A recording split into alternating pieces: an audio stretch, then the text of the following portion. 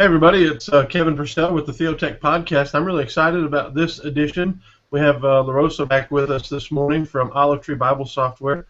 And then, of course, Rick Mansfield, our other regular, is from Accordance Bible Software. And we decided to have a dueling Bible software. Ready, go, fight. No, I hope not. I'm kidding about that. No, we're not going to do that at all. In fact, LaRosa, you've got some exciting news that is coming out on Monday. Why don't you share with our listeners and viewers what that is? Sure. So for the past couple of years, Olive Tree's been a little quiet, but our developers have been really busy. So last year we released our iOS update, which for most people the app looked the same, but everything under the hood changed. So it was almost a complete rewrite of our software. And so we've got that done. And just a little sneak peek, we actually have a UI refresh coming for iOS here in the next couple of months. So be on the lookout for that.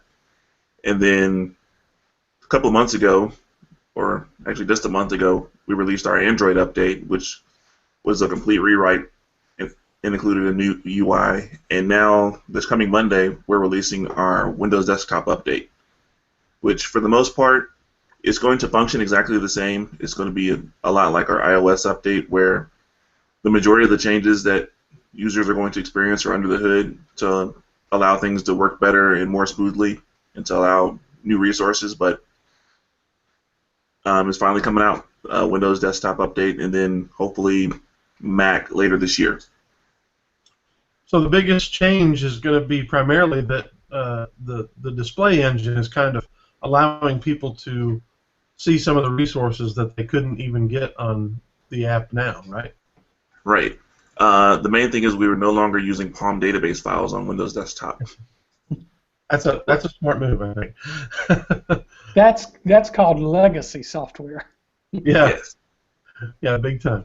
Well, do you have something you can show off to us so that we can? Sure. Let's see. Let me switch over and share my screen.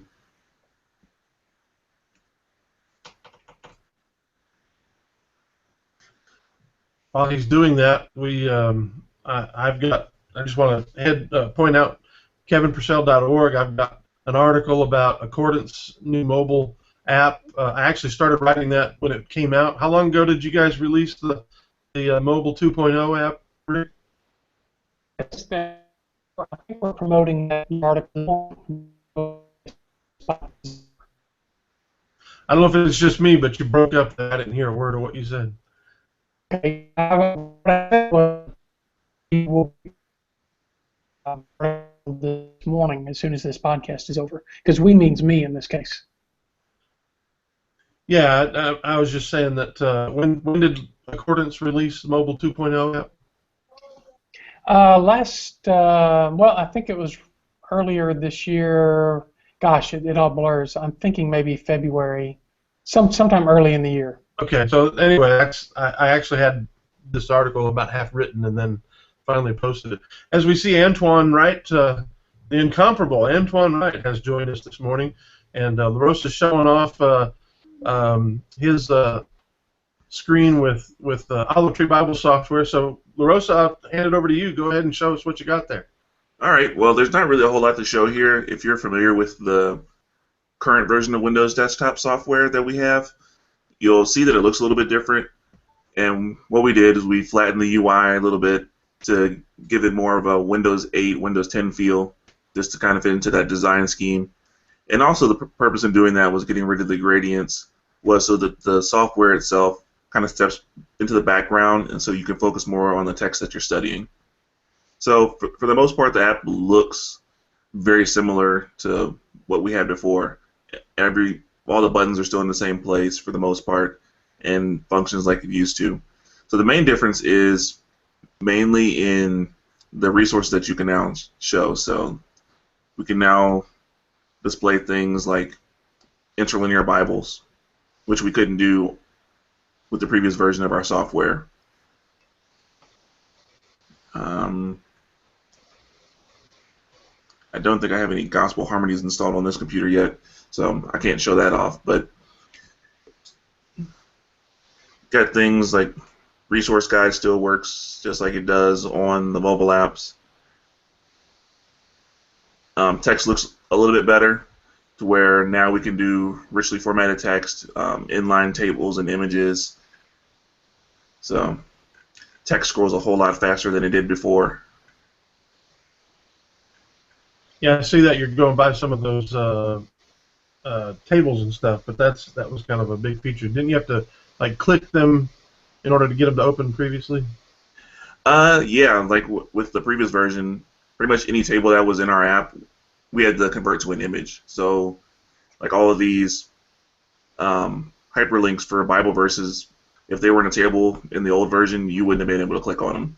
So now you can actually click on it and see what the passage is inside of a table. So those are some of the new things that we were able to add with this update. Yeah, that's great when you sort of tied to that legacy technology, and it served you well for a long time, but began to make the program feel a little bit dated. Yeah, and then also with what I do with my job as a part of Olive Tree, having this new platform makes my job a whole lot easier because I'm not having to downscale a lot of what I'm doing for an older web type format. I can actually use more current web standards and do a whole lot more. So, let's see. So yeah, I mean that's pretty much it. The app itself pretty much works just like it did before, and the main difference is just really under the hood. So there's not a whole lot that the user is going to see that's different. It's just mainly the ability to use up all these new resources in your software, and pretty much everything that iOS users have had for the last year and Android for the last month, you can now do on Windows Desktop. All right, cool. That's pretty awesome. I actually expected this conversation to go a little while longer. So, you guys have got any questions about that? We just lost Rick, but Antoine, do you have anything to ask about this? No, and maybe it's worth a topic for another day. But outside of the pastoral teaching audience, who's Olive Tree aiming this software for? Is it it used to be that Olive Tree aimed their software at the casual Bible reader, the one who was a little bit more than needing a reading plan, but not as much as a teacher. They seem to evolve to becoming somebody that needed more. They wanted more teaching, or that does more teaching. Who are they aiming this Windows app at? Thinking of how Windows is changing, is Olive Tree changing their direction of how they're focusing the software?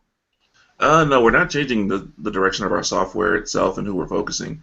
We're still really trying to reach out to just your average Christian that likes to study the Bible, and we're trying to really hit that target.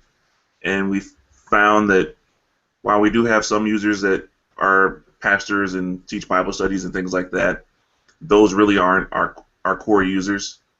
They may be the ones that buy a lot, but the ones that actually use our software every day is just the average Christian that studies their Bible and goes to church on Sunday, goes to Bible studies throughout the week, and just really dives into the Bible and wants to have some of the additional tools available to them.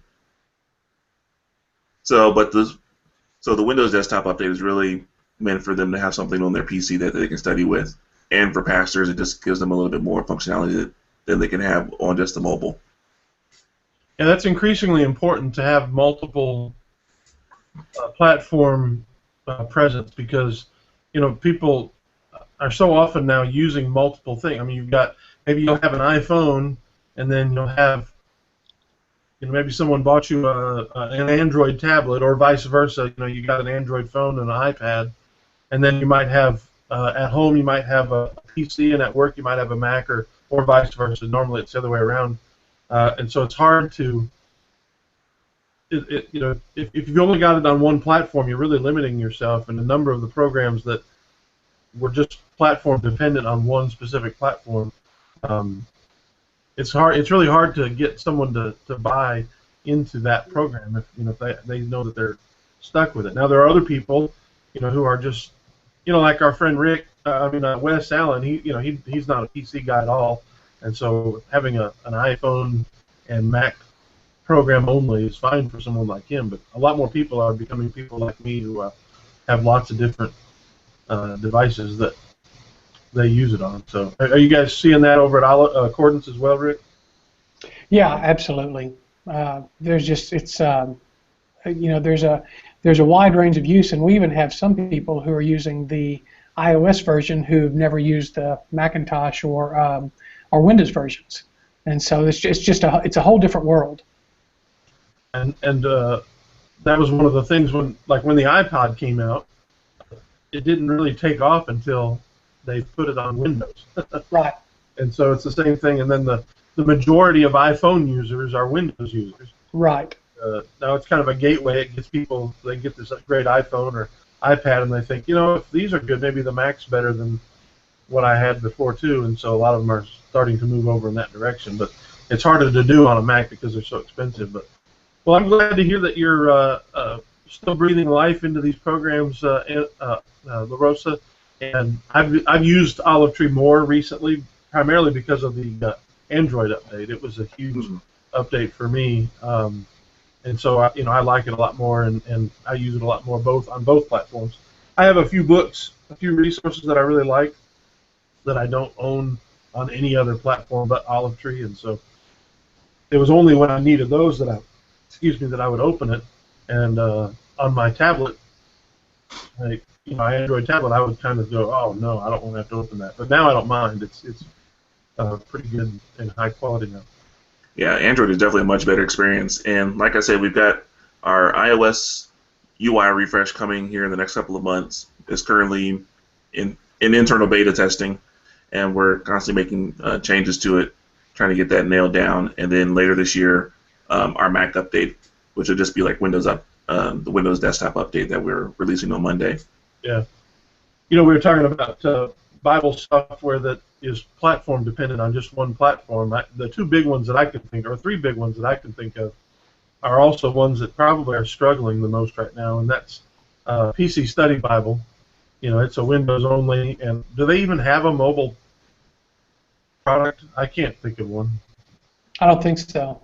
Not that I know of. That's probably killing their business as much as anything else. And then Word Search is owned by Lifeway, which is my denomination's publishing arm, and they're sending out emails left and right trying to get you to buy stuff, which may be a bad sign if they're struggling. Of course, Logos does that too, and they don't seem to be struggling at all. But and their Mac presence is abysmal. It's really a horrible experience running Word Search on a Mac right now. And then the other one is BibleWorks. They've just come out with a new update, which is really great on the Windows side, but again, on the Mac side, it's really just running on Wine. And they've said that they're not going to do a mobile version, outside of just running it on a Windows tablet, which any desktop Windows application will do. Yeah, Windows tablets are getting a lot better thanks to things like I've got my Surface right here. I was trying to use it with Windows 10. It's a good experience. Actually, Windows 8 wasn't a bad experience on a tablet. It was horrible on the desktop, but it was not on the Surface Pro 3. Windows 8 really was pretty good. But so that's it. I would say if someone is out there listening or watching, and you're from Bible software, you need to get on all three in a native format to have a really good experience. I think you're going to struggle going forward. It needs to be, and we're working on the Android version, but it needs to today be Macintosh, Windows, iOS, and Android. Yeah, at least. Yeah. If not web as well, and that's the other thing is, I know you said, Rick, I don't know if you just said it publicly or privately, about Accordance, their plans for a web version, but you don't have one, right? No, not at this time. We're not even considering it because one of the things that Accordance is really known for is speed, and that's something that could really seriously curtail the use for what we do, for what we're good at, and we think that Wi-Fi is ubiquitous, but I'm having trouble with Wi-Fi this morning. Right now I'm running my Wi-Fi off of my phone, my hotspot, because the building that I'm in, which normally has really good Wi-Fi, it just all of a sudden bottomed out. This morning I had breakfast with a fellow at Panera, and I ran a speed test to see if I could do the podcast from there, and the speeds are so low that it just wouldn't be usable for something like a Google Hangouts, and to have the satisfactory experience, we just don't see it yet with web. Now maybe speeds will increase. If fiber were to really be adopted all across the country, that could make a big difference. But at the moment, we really emphasize putting your titles on your device, and that's why we make it easy, just like Olive Tree does, as compared with some other companies. We make it really easy to just install the titles you want if you have limited space. But we think the better experience runs from the device itself. And the thing too is the web is just now finally getting to a point where running something like Bible software is feasible via web applications. So it's going to take a while for even any company, even like Logos, to build something now that's going to work really well on the web. Yeah, their Logos web app is just very rudimentary, and they're actually charging people to use it, which, of course, Logos charges people to go wash their hands, I think. I don't know. But it's so they're just so money hungry. I know it's unfair maybe to say that because they've got a big, huge, not huge by comparison to say Microsoft, but they're huge by comparison to say Olive Tree in Accordance. And they've got to supply a living for all of those people, and so I understand it, but it just feels like, I don't know. Anyway, I'm not going to get off. At least you said that, not La Rosa nor me, so we can't get in trouble. Well, I have a love-hate relationship with Logos. I absolutely love their software. Sorry to you guys, but it's my number one that I open first when I'm doing serious Bible study. But if I want to do something quick, it doesn't even get a click. I'll open, depending on where I'm at, I'll open one or Olive Tree or Accordance first to just get a quick look or a quick search of something. If I'm sitting listening to someone else preach, I open Olive Tree. That's just I've gone back to that. I wasn't for a while because I'm on Android, but now I'm doing that first. And so anyway, it's a frustrating thing that they seem to be so big, and yet they are. It seems also like they're tone deaf to what their users really need. They give us this behemoth software that's a pig to run. But yet it's got a lot of power, and so what do you want? You want the power and the speed, or not? But other software has the same power and not the same overhead requirement as far as system beefiness. I'm not being very eloquent, I guess. Antoine probably has some things to say about that. Do you? Antoine has a lot of things to say about it, but in the interest of not sounding extremely contentious, tech savvy, or anal, prideful, non-humble, pick an adjective,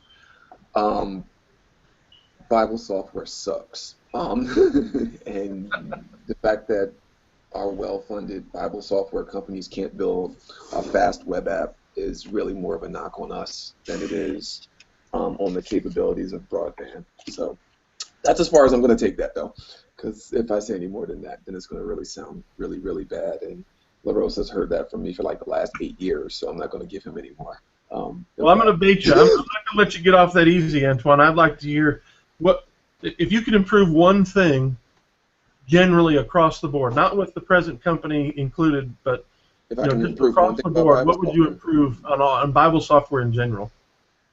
Oh, easy. Stop building Bible software for teachers. What's I'd that? build it for people that read the Bible. I'd stop building for teachers the Bible. Okay, well that's a different conversation because there's No, you asked one thing. No, Software for I teachers. mean, that's what I would. I wouldn't build it. I wouldn't base a Bible software on libraries. If that makes sense. what would you base it on? I base it on search. It would literally be a Google search box. For the Bible or for general Of everything? whatnot. Well, see, I would Level. not buy your software then, honestly, because my I know you're saying uh, don't build it for teachers, build it for the average person. Uh, but even when I'm not acting in the role of teacher as a Bible software user, when I'm just a consumer, just reading the Bible, I go to a passage most of the time. On occasion, I'll do a search for a topic while I'm just listening to a sermon.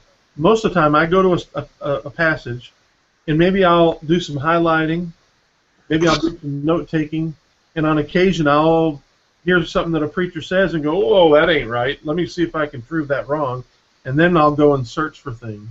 But most of the time, I go to a passage, and so that's why I think the best model is the one that you guys are building, and that is Bible-centric. You go to a passage and then have everything build off of that. Even for the average consumer, I think that's the best approach.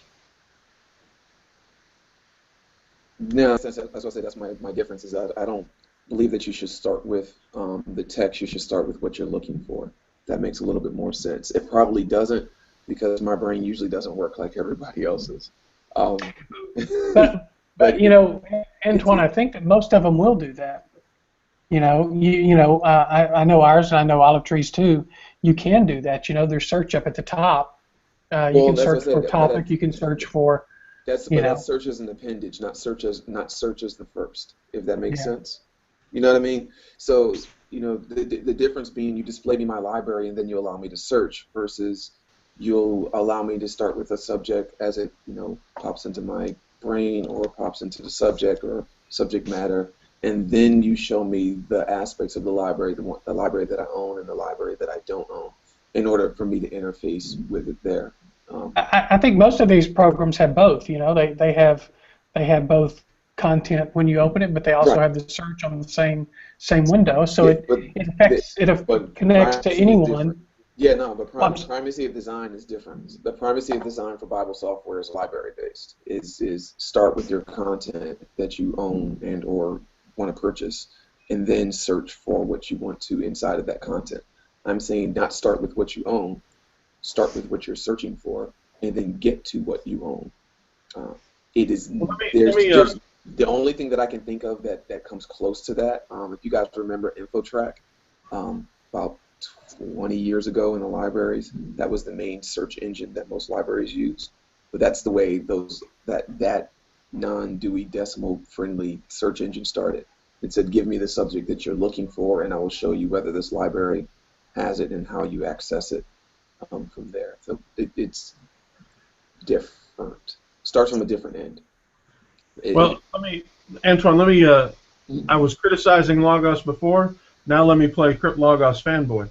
If you default your program, at least on the desktop, if you default it to opening to the home page first all the time, you get exactly what you asked for. The primary thing is a search box plus, this Pinterest style collection of content over here on the side.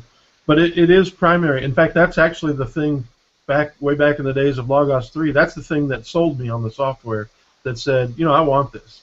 And that is because I opened it and I saw that I could type in John 3:16 or predestination, and it would, boom, grab me all my library. And until that point, I hadn't seen Bible software do that. Now, a lot of them are doing that as well, but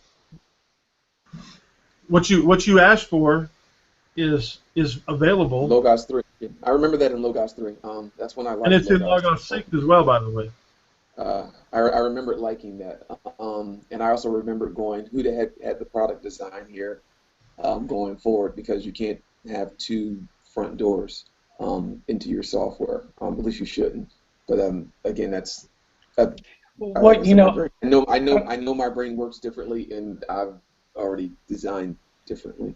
I think part of it, Antoine, though, is you've got, any company has very diverse customer bases. Yeah. And so, we started out, years ago, you'd have a Bible text just up front, which we still have. But then we had a lot of users who came over from Logos that wanted to see their library. So now we have an optional library pane that can show up on the left when you start the program. You don't have to do that. but it can be there. And we had people who wanted to be able to search for topics, and so we have in the top right, we've got a search where you can search for topics. And so, we've tried to hit all of these different things in the interface, but if we did just one of them, we would lose customers because, again, every company has a very diverse customer base. And even... Y'all didn't listen to Steve Jobs. Y'all didn't listen to Steve Jobs. He just said no to everything. Well, yeah, he said no to everything, No, but then they've also come back with a pretty wide product Yeah. offerings. But I got it. like I said, when you have to listen to what customers want, you have to make these flexibles. And again, most of these, and I think this is true for Olive Tree too, you can customize that. The way that the software launches, and even Logos. When I sat in on Logos training a few months ago, and Morris Proctor had everyone set their startup screen to just a blank screen. That didn't have the Pinterest style interface, the home screen, like what Kevin was describing. So I mean, different. You can customize these any way you want, but I think it's important because of the diversity, for these companies to have the offerings so that people can use it however they want to.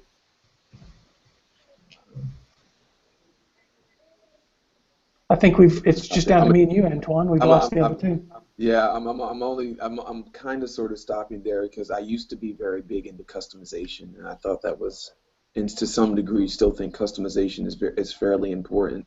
On the other side of things, I sit as a product designer, process designer, and I find customization, while very important, it also takes away from the focus, or what you can focus on to polish. I'm looking at software now that's like really customized for everybody except the people that use it. I can customize the layout, I can customize labels, search strings, the whole nine. But find that the product itself, where it breaks, are the areas where it's being used, if that makes sense. Well-designed software probably doesn't need to be need training. And that's where my brain has been going more often than not. I'd say easily the last 5-6 years. Wondering when does Bible software start recommending to us the best interface rather than we having to customize it. That makes a little sense. Yeah, but I mean that's assuming that it's the Antoine Bible software. I mean it's that. Well, that's just it. It's when I go to use a really crappy but present example. When I went to Amazon yesterday, Prime Day Joy, or day before Prime Day Joy, and Antoine's Amazon tab, I had the custom Antoine store. Which was actually pretty cool, except for the ladies' clothing that it was showing me that I thought was really weird. So there was a level of customization. Hey, show me these things, don't show me these things. But largely through learning how I've used the software or used their site, Amazon has given me its best guess at what I would like to see on that Prime Day screen. Contrast that to Target, who was also running a sale on the same day, who showed me baby wipes and everything else that I would never want to shop for. It wasn't as custom. It was customizable. I could say, show me some things, don't show me some things, filter, don't filter. But there was less pre-intelligence. But you like the Amazon better, and the Amazon is based off of past purchases and things that you've put on your wish list and things like that. And I think it's the same with Bible software. I mean, I know people who use our software and they just want the ESV Bible in front of them and they highlight and do some Bible study, and that's all. They don't want to see their library, they just want that. And then I know these hardcore guys that are Dead Sea Scrolls scholars, and they want the Dead Sea Scrolls to come up by default, and they're just interacting with that kind of text. And if we presented, and they can save that, so, they can start up with whatever they want, but if we tried to guess what they wanted as they used the software, I think it would frustrate people, especially people just starting out. No, I don't think it would. Well, or maybe accordance, because you guys do actually have a different vein in terms of your software. actually No, I do. think Antoine, I think it would But frustrate all across the board every I do. software I do. user on every platform. Oh yeah, yeah. I'm totally frustrated with just about every piece of software. That's almost a given. Slash, it's been written over So the 10 common denominator here is maybe Antoine. It is Antoine. No, it totally is Antoine. That's Well, why. Antoine, here's the thing. You have to admit, just Mhm. from the way you've interacted with us over the last, how long have we been doing this? A little over a year now. Uh, and then, most of us here have known you longer than that. You have to admit that you do things most of the time very different than everyone else. I And a do. lot of the time, I that's do. because Yeah. we like to talk about you're coming from the future, you're on the cutting edge. But sometimes it's just because you're different, and that's great. That's one of the reasons we love you, and I love you, is We because accept you for who you are. you always challenge me to rethink my thoughts, and then sometimes I come down and say, he's right, and I run out and I get a Galaxy Gear S1, and I buy a Tron 5 Bluetooth headset. But then other times I say, no, I'm sorry, he's totally wrong about that. I like my Uh, Olive Tree Accordance, BibleWorks, Logos the way it is now. I don't want it to become Antoine Bible Software because that would drive me nuts. uh, Antoine Bible software looks a whole lot like the current Olive Tree, but I built mine 4 years ago. Um, LaRosa's proof of that one. Listen, I think this has been an interesting No, but discussion. but that's a. I mean, it's a good point though. Yeah. I know I do think differently of things, and that's my challenge of things that are preference for me. Seeing where those interface with a mainstream audience, not mainstream audience, reality or not reality, and my strength is that I can ask myself the questions as to what I'm doing, why I'm doing it, and I'm not afraid to challenge myself. Whereas the change for software packages or software processes, that does take a little bit more time, and that's why my role, as a process designer, product designer, and all that good fun stuff is what it is, because I can look outside my box fairly easily. Um, but that still makes it fun. But cool. What That's why about you this guys are around. one? And you guys as well, and LaRosa, we haven't heard much from you about this. I'd like to hear your thoughts. What if, when you first open your Bible software, whether it's on your desktop or on your phone, and really we haven't even talked about that. Sometimes if you're opening Bible software on a desktop, chances are you're wanting to use it very differently than when you're opening it on your phone. But what if you opened it and there were basically two buttons that said uh, teacher, preacher, church member, or something like that. We don't need to quibble about the titles, but basically it was the software saying, who are you and what are you planning to do with this? And if I say I'm preaching a sermon, then it opens up the complex Bible-centric database of all my programs. Or if it just says I'm listening to a sermon, it just opens up my favorite Bible.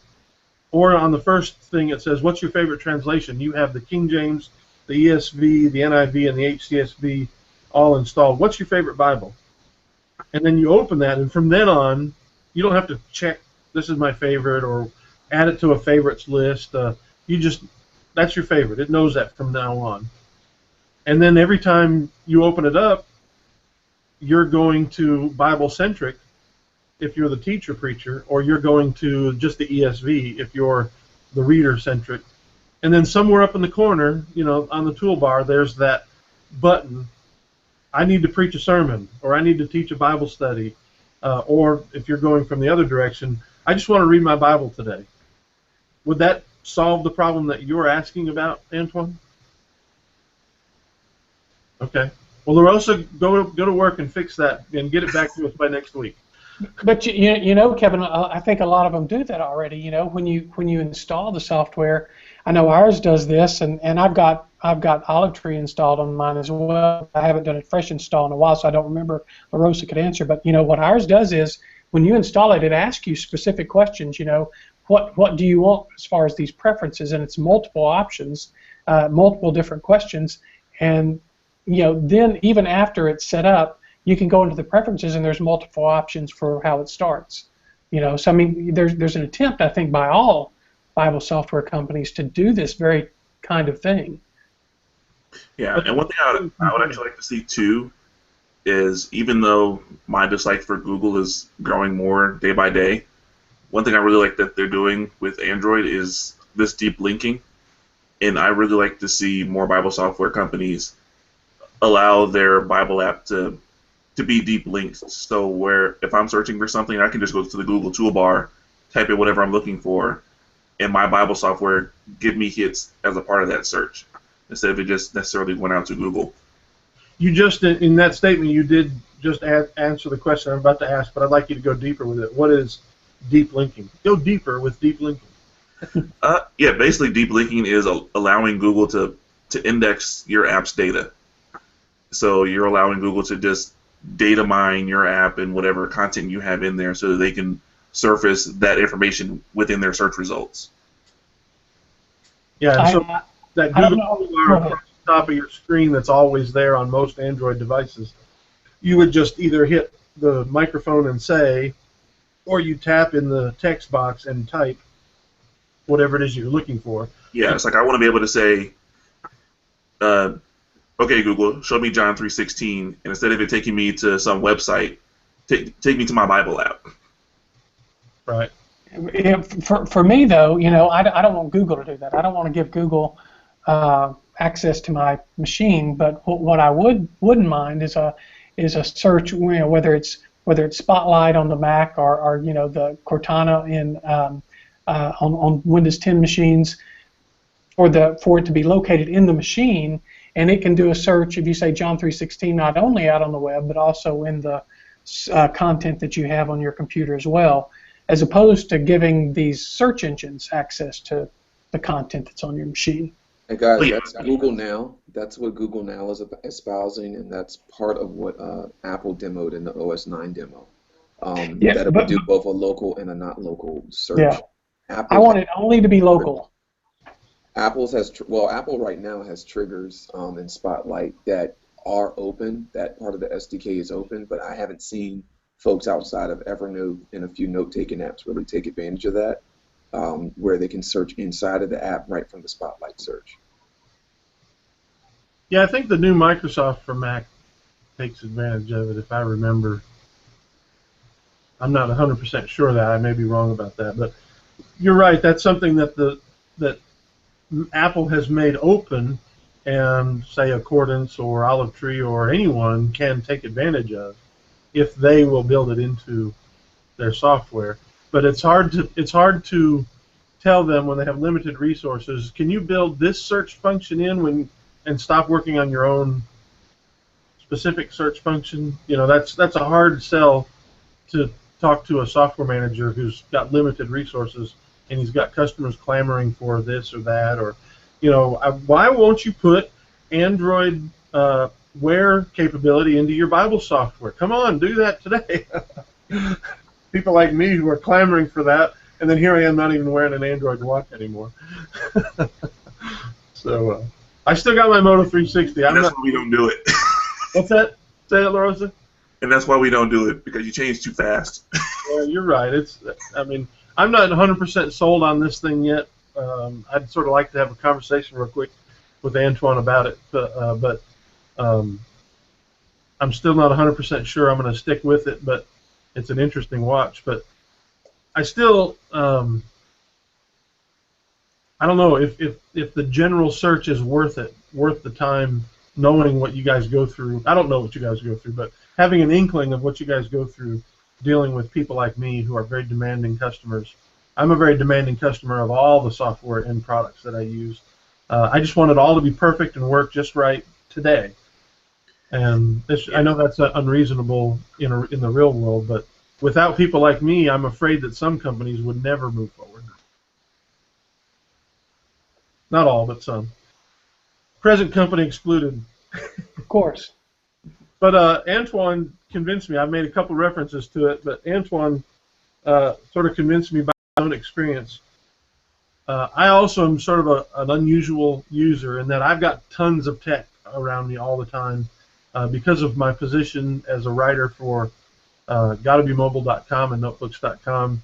I love it. It's some guys on their weekends and evenings go and work on their car, and others go play golf. I play with toys, tech toys, and this is the Samsung Gear S watch, and the primary reason I got it is because it's capability to serve as an independent phone as well as a tethered device to your smartphone.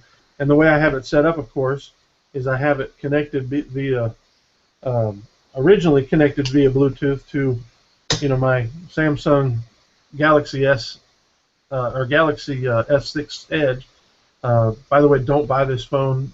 Originally I loved it, but it's just there's a software bug that makes it unusable sometimes. Anyway, and what it does is I can actually leave this. I tried it for the first time yesterday, Antoine.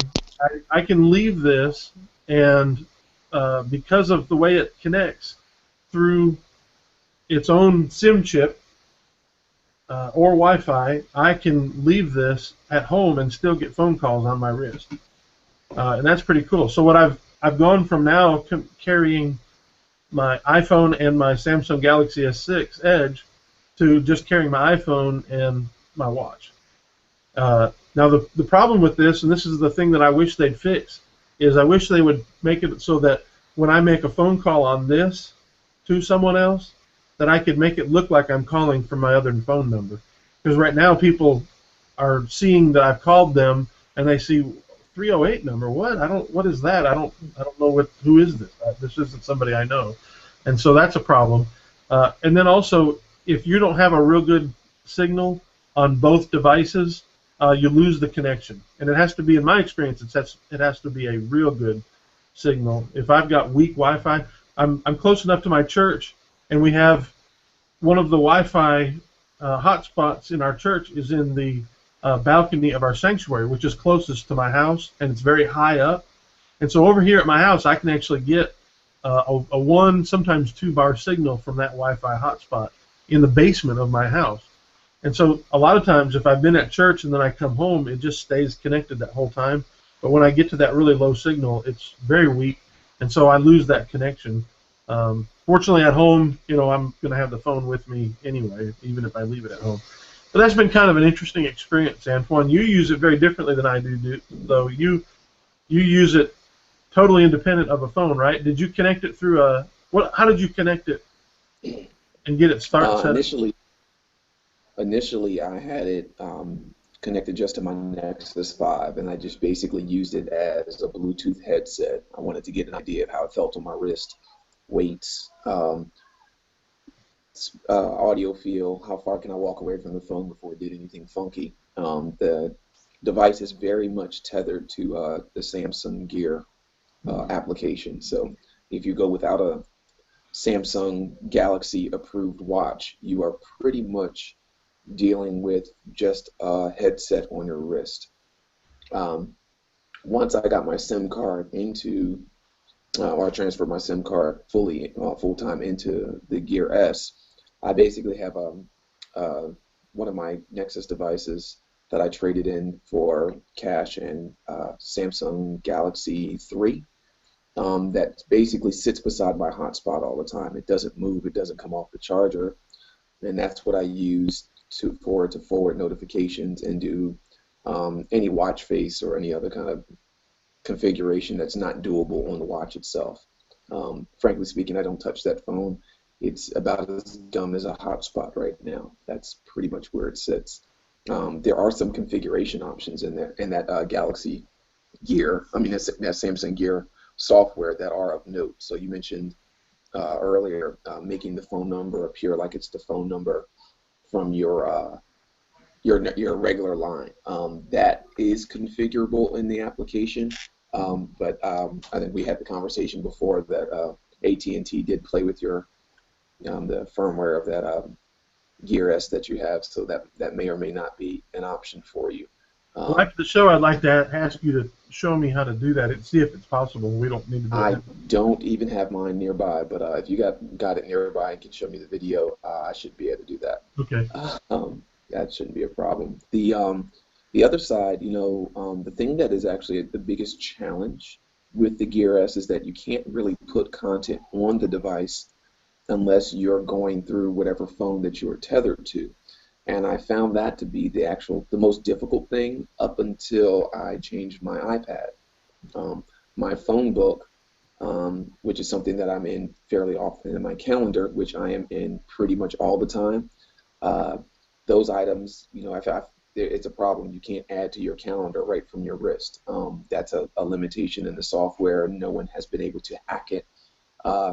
To change that, your only real solution is to connecting, whatever devices that you have connected to a calendar system, Google, own cloud, whatever, that you're using, having that sync to whatever phone that it's pushing the updates through the Gear software to your device, and then having it update in that manner. And while that's kind of the route that things go, it is a little bit tedious. It took me a minute to figure out exactly how that would work. I'm hoping that the next Gear definitely fixes that. It seems like Tizen is maturing in that respect. But right now, and that's probably due to licensing on Samsung with Android, this watch is more dependent on Android than it really needs to be.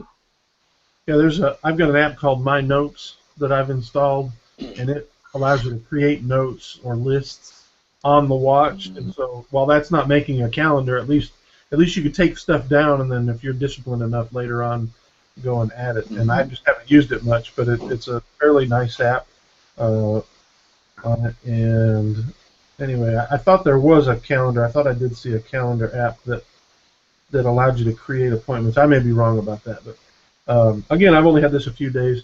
The other thing is, he and I, Antoine and I sat at a pizza place down in Charlotte a few weeks ago, and I saw he showed this to me, and then the other thing was this little TronFi. Of course, I've got Antoine selected, so that's all you're seeing. This thing's a $20. Actually, I think I got mine for $18. $16 bucks, $15. And it even has a cable, so you can make it a stereo headset. Look, the sound on this thing is not going to challenge your Bose if you've got one of those, or even a what's the brand that my son likes so much? It's got so much bass on it that you can hardly hear the rest of it.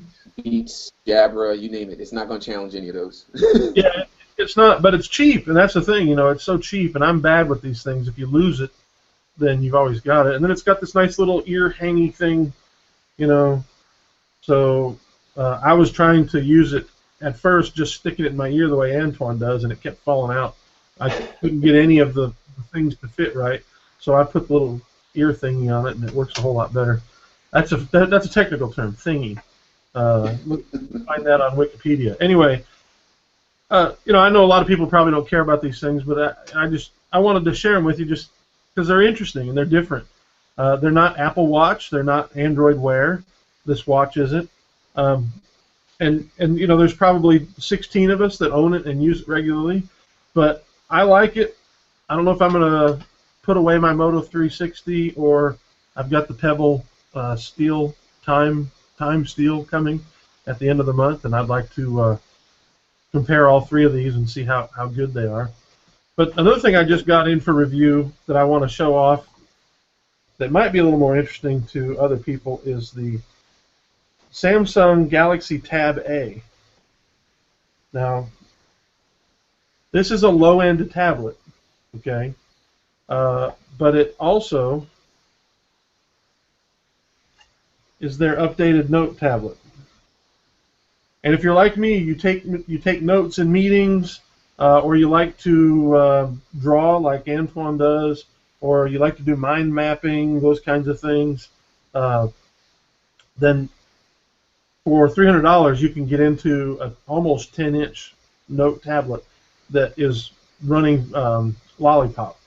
And that's the thing you can't get unless you hack it on the Note 10.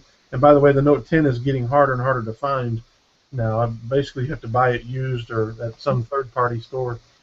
But Kevin, it's a really nice. It's not. I'm going to say that again. It's not a really nice tablet, but it's a decent tablet for the price.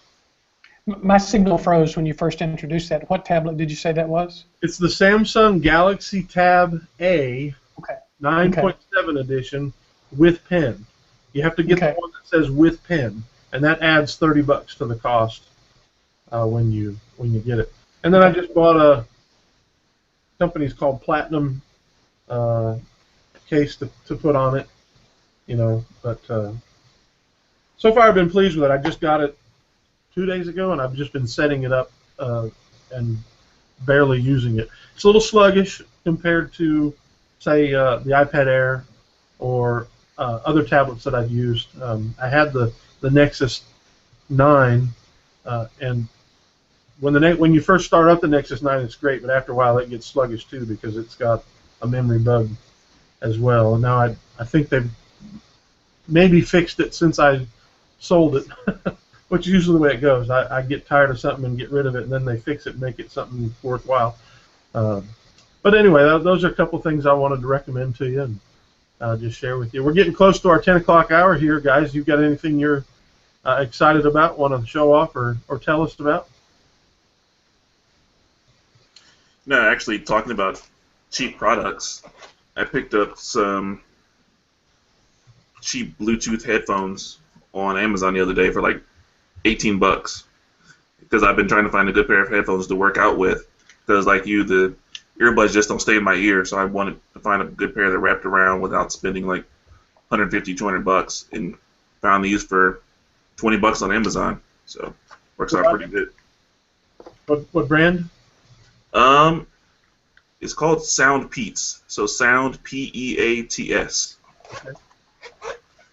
Found it on Amazon for like $20. All right. You got any cheap garbage to show off, Rick? Yeah, I think I had shown you guys this, but I don't think that I had shown it on the show. This is a thumb drive from SanDisk that has both the standard USB, what do we call that, A, and the USB-C, and so that works with newer devices that have the C, such as my MacBook that I'm broadcasting from here. But it will also work with traditional devices as well. It's kind of a bridge device until if things are being foretold correctly, within maybe 2 or 3 years, all of these devices are going to have C devices, and so it's 32 gigabytes and is a nice way to transition between some of my devices when I don't want to just send something over a network. By the way, they also have a really nice, similar designed product that has micro USB and USB. Yes. You can plug in to your computer with the USB, or you can plug into your tablet with the micro USB. Yeah. USB. And I really like the USB-C. I really hope that catches on over the micro USB. Micro USB always feels a bit. It always feels like it's about to break. Yeah. Or stop connecting, and a lot of times it does. And these are really sturdy. All the different C devices that I've used so far. One word makes that incredibly appealing, even though I've never used it, and that's reversible. Yes. Micro yes. USB is not reversible, and thankfully mini USB died, and I hope micro USB goes with it. You can turn this either way. It's really nice. Yeah. All right. Well, Antoine, since I kind of showed off your cheap crap. Cheap crap, ouch. What other cheap crap you want to show off? I don't have any. Sorry if that word offends you. I know some people, CRAP offends them, and I apologize. No, I don't. I haven't bought it. It's not a cuss word. No, I haven't bought anything recently. I will. I just got the notice actually yesterday, so I'm going to be receiving my Yola tablet hopefully within the next month. Which I'm jealous.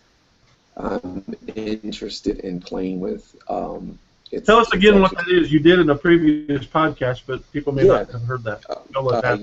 Yola is a company of cast-offs from Nokia's Migo MIMO team. So folks that built an operating system from scratch during the aughts, the 2000 through 2010, and they end up leaving Nokia, or voluntold that they have to leave Nokia, started their own company, and are in the process of releasing version 2.0 as of yesterday. As a matter of fact, it went to all of their partners.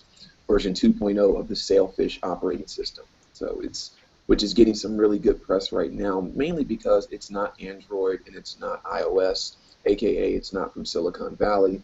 The Russian government has seemed to like it a whole lot. India likes it a lot, and Brazil likes it a lot. So those countries and the ecosystems around those countries and what they're trying to do regionally for software seem to like that operating system platform a lot. And so it's an interesting platform. It's kind of an evolution of the Nokia N9. If anybody's played with that unicorn, that's this idea of swipe and gestures as an interface, something a little bit more than just tapping buttons on a glass screen, and then the interface behaviors that go along with it. So I'm really looking forward to the tablet.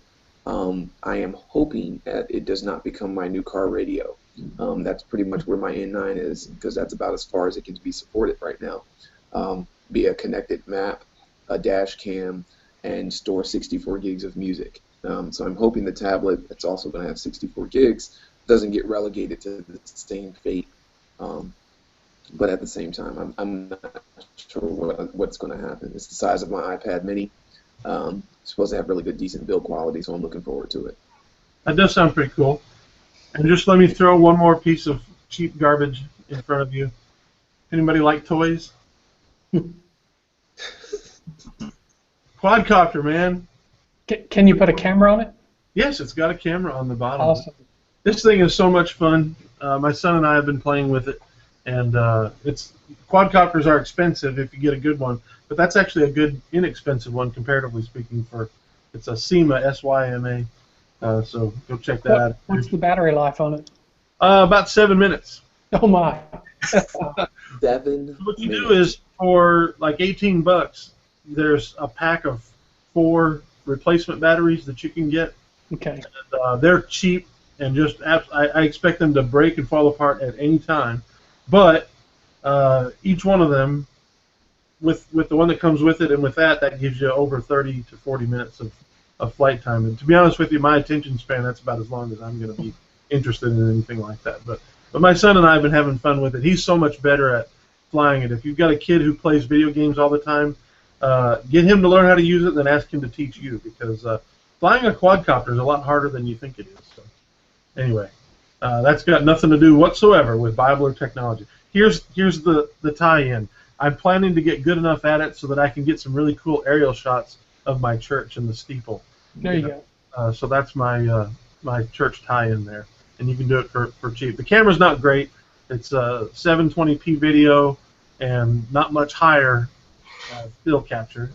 I think it says 5 megapixels, but it's very low quality megapixels. So, but anyway, this has been fun and good discussion, especially about the Bible software at the beginning. Thank you, La Rosa, for showing that off, and we look forward to getting that on our computers on Monday so that we can open up some of these other great things. You've had some pretty good deals. I just picked up yesterday the Understanding the Bible series. Mm-hmm.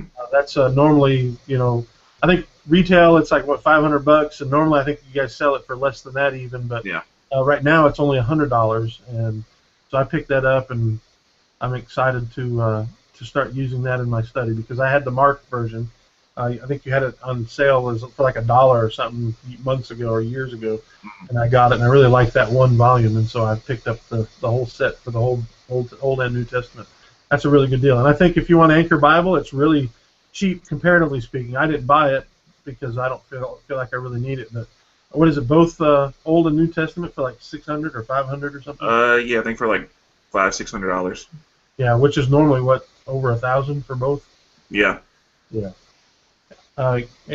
Accordance got any great deals? You still the virtual Yeah. Bible school? We're doing 7 weeks back to school sales with different products each week, and so this week we've had Bible introductions, and for a sneak peek of next week, beginning Tuesday, we'll have grammars, Hebrew and Greek grammars on sale.